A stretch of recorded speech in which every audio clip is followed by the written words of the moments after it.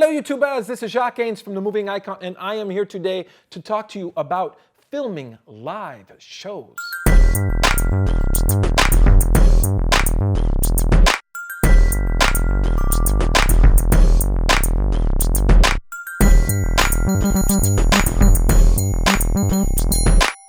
Yeah, so YouTubers, I am here to tell you about a live show event I was asked to film. I was asked to film B-roll on a sort of video type of capsule. The whole scenario of each capsule was that they'd interview band members and then after that show images of the actual show of these band members up on stage while they were talking. So it's basically like a Much Music, MTV sort of capsule on a band and how good they are. It was for a big festival event that happens in Quebec City. It's called Festival d'été de Québec. If you haven't heard of it, you probably will because it's getting bigger and bigger and every year it's becoming more and more world class. I was there to film the B-roll, that's about it. And I was also there as an audio consultant to do the actual interviews.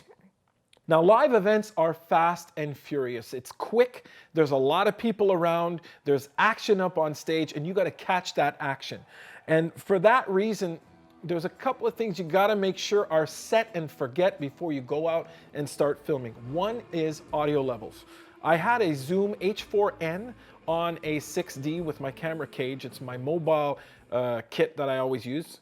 Video for that mobile kit is right there. You can check it out. My levels at this event, it was such a loud rock event. Normally I'm on the Zoom, my mic level is at around 52, 53. And in the case of this event, I had to go all the way down to 3.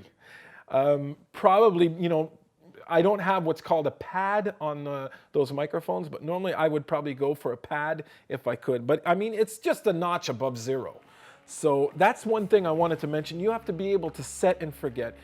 It's always nice to have a video camera that can do automatic focusing. If you can stop and not think about focus. Right? So set and forget is something that would be really cool for audio levels and focus. Another thing I would not suggest is a full frame camera for this type of event. If you have a DSLR and you have to deal with a DSLR, if you have an APS-C sensor camera or a smaller sensor camera, like a 1-inch sensor, use it because it gives you a lot of depth of field and it gives you the capacity to have a lot of error. I'm saying this because I made that mistake. I used a full frame, I put a 50 millimeter and obviously you're opening because there's not a lot of light and we're at 1.4, 1.82 and you have no depth of field with a full frame. On the APS-C, you get a bit more depth of field. It allows you that error and in the heat of the action, you need margin for error. Next thing I wanted to mention was if you're filming or taking photos, in my experience, have a 70-200 somewhere. Whether you have an APS-C crop or a full crop, have a 70-200 lens on your camera because that is part of the whole set and forget philosophy. You will be laughing if you have that lens on.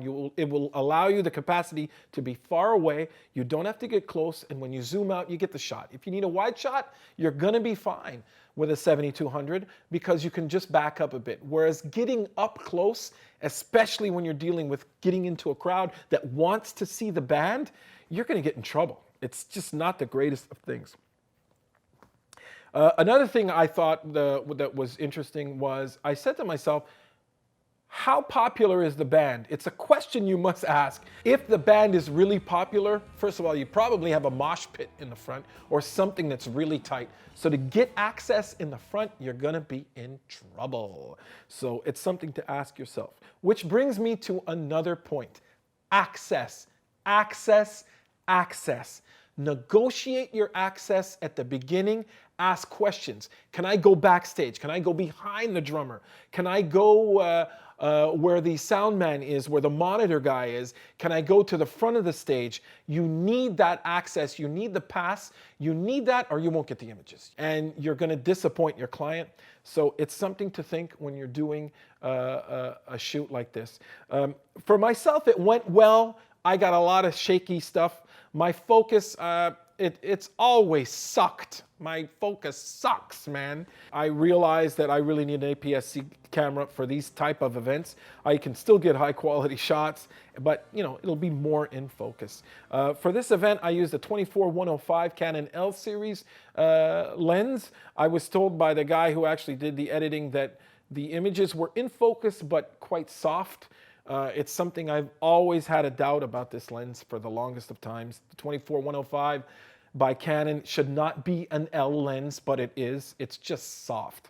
And I use the amazing 50mm 1.4 Sigma Art, and it kicked ass. All those images are just stunning and fantastic. But again, I'm at 1.4, it's dark, and I'm on a full frame, so it's a bit tough trying to pull focus with this thing. I do the best I can, and I got some good shots. They weren't all great, but suffice to say, I got enough B-roll. I filmed a lot knowing that I would have these type of problems. So that's all I wanted to say about this video shoot. It went really well, and we got some really good stuff, and I'm really, really happy with it. And I hope I get to do more live musical events, because I already do a lot of live circus events. Follow me on Facebook, Twitter, Instagram, Flickr. I'm on all that stuff. And if you like the video, don't forget to press the thumbs up down below.